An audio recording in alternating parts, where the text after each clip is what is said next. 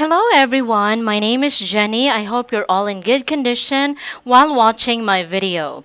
In this video, I'm going to be sharing the sample answers, useful ideas, and phrases that I have prepared for this predicted topic. Describe a time when you receive good news. If you're going to take the exam this coming November or December year 2020, expect that this topic might come out. So let us begin. This is the complete topic. Describe a time when you receive good news. You should say what the news was, who told you the news, when you knew it, and express how you felt about it. So take note that in this topic, you'll be talking about the past. You'll be using most of the time past tense verbs here. Alright? But you can definitely use present or future tense verbs depending on how you use the words. Okay? Now, in case you don't answer one question here in the bullet point, don't worry, it will not affect your score. You will not lose points. The questions The questions here or the bullet points are just suggestions for you to speak continuously. But in case you miss to answer one bullet point here, no, don't worry.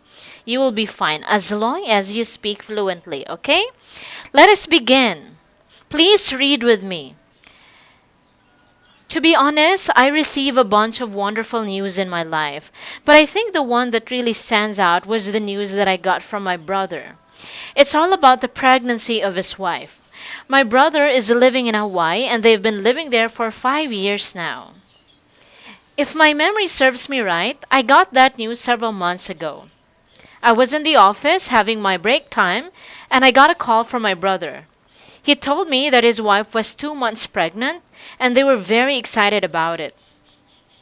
Although my brother and I only see each other once in a blue moon, I was so thrilled of the news because I know for a fact that he and his wife have been trying to have a baby. I felt so delighted with it because I know that 7 months later, there will be a new baby in the family. In addition, I felt excited for my parents because it's their first grandchild. I remember when I told my mom about it, she was beaming with excitement and she was always talking about it to my dad. Although the sense of anticipation was there were also some anxieties because of the pandemic. We were thinking that it might be difficult for my sister-in-law to give birth in the hospital these days. However, their happiness overpowered our worries, and my brother told me that we should not worry because they'll be fine. In a nutshell, that news about the pregnancy of my sister-in-law was definitely the most beautiful news I received this year. And I guess that would be all. Thanks for listening. Alright, so that's the sample answer. I hope that it was of great help to you. Although some of the settings there, like for example, I said Hawaii. So you can definitely change this, okay? Sister-in-law, you can change the people here in the sample answer that I've made. I just gave you, an idea so that you can talk about this topic in case you'll get this when you take the exam, alright? Now let us proceed to the band 7 to 9 expressions. I receive a bunch of wonderful news. What does it mean? Instead of saying, I got a lot of wonderful news, you say a bunch. It just simply means many, a lot of, okay? So, a lot of is too simple, it's too common. I recommend you use many. The one that really stands out. So if it stands out, it means something or someone that's really special. If my memory serves me right, this is a useful expression that you can use every time you're talking about the past. It just simply means as far as I can remember or as far as I can recall. Alright?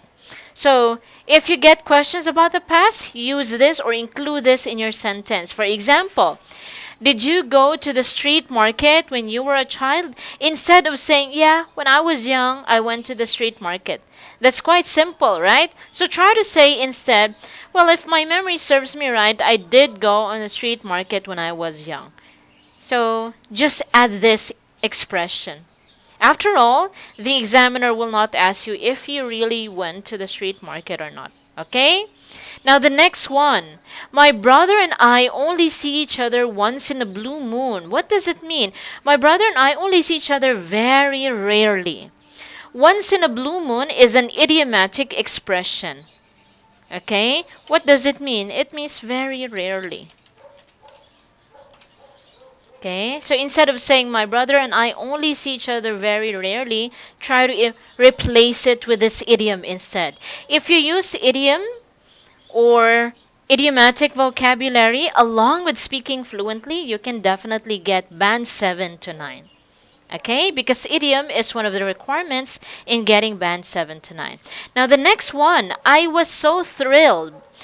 Instead of saying I was so happy, happy is a very simple word. You'll get a low score for that. Try to say instead thrilled.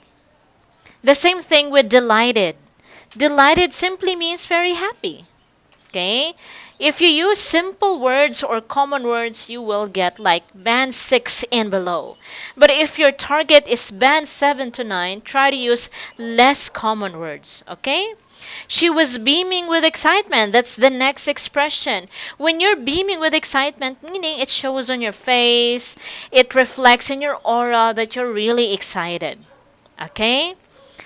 Take note that when you use this word beaming, you only use this most of the time for positive emotions. Okay? You can also say she's beaming with pride. Meaning it shows in her face and her body language that she is really proud. Okay? She's beaming with happiness. You don't say she's beaming with anger. No. You only use this most of the time for positive emotions. Okay? So instead of saying she was very excited, that's too simple. Try to use this expression instead. She was beaming. Okay? Sense of anticipation. It just simply means, anticipation simply means excitement. Okay? The sense of excitement was there. So that's quite common, that's quite simple. Replace it with anticipation. Okay? Their happiness overpowered our worries. So when something overpowered you, it means, overpowered means defeat or overcome with something. Okay? In a nutshell, so it just simply means in conclusion or to conclude. This is an informal English word. You don't really want to use this in IELTS writing test too, only in speaking. Informal expressions or phrases should be avoided in IELTS writing test too. So please use this only in speaking. It just simply means in conclusion. Okay? So that's it. Now let us continue. Let's move on to the part 3 questions. Please read with me. The first question is, where do people get news? Well, I think the way people gather news stories has become diverse over the past decades. Some people get news in a traditional way, and I'm talking about TV, radio, or newspaper. However, I can say that most people update themselves with current events by reading online news articles, so I guess it varies.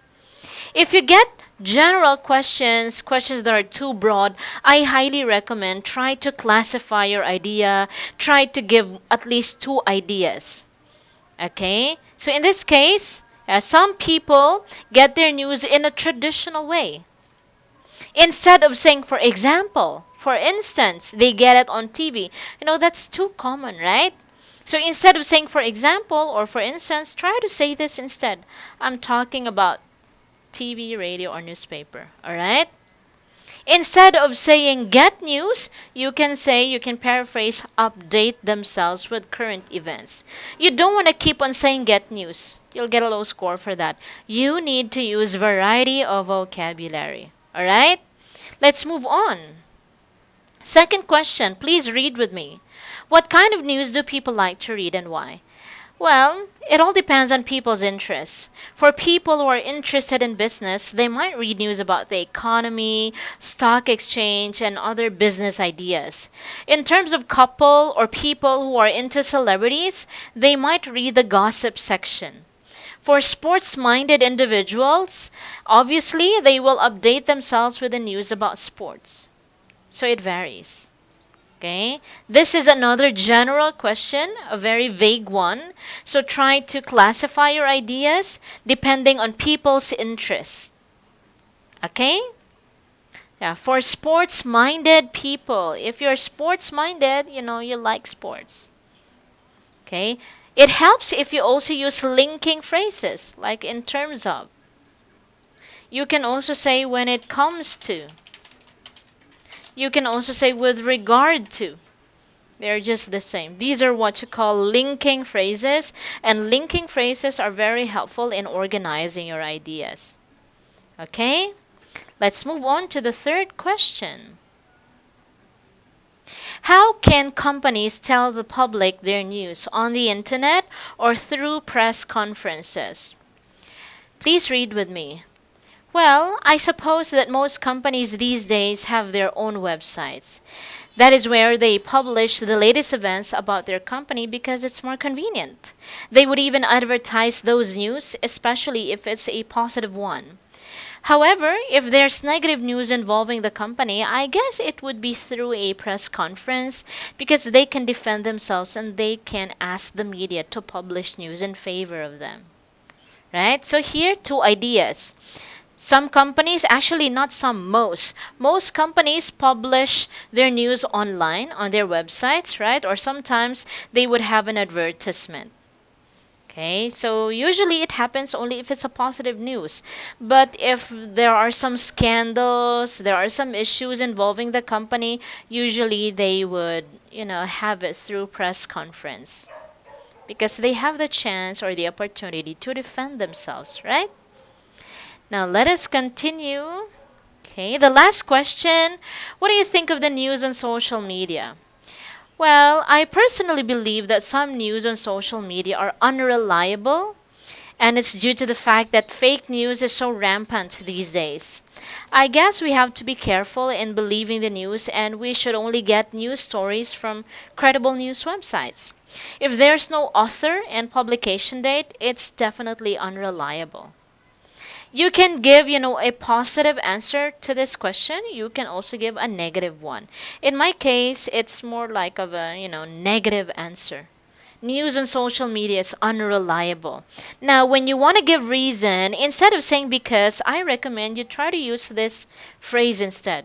It's due to the fact that somehow it can make your sentence longer. Right? This is part 3, so you have to give at least 3 to 4 sentences. Your answers in part 3 should be more detailed, it should be longer. The longer, the better. But be careful in going off topic, okay? Remember, speak confidently, speak in a natural way, sound comfortable, and sound sharp. It's very helpful, okay? Anyways, that will be all for today. Thank you so much for watching my video. Please support my channel by clicking on the subscribe button. Thank you. If you have any questions or suggestions, please feel free to comment down below. Bye!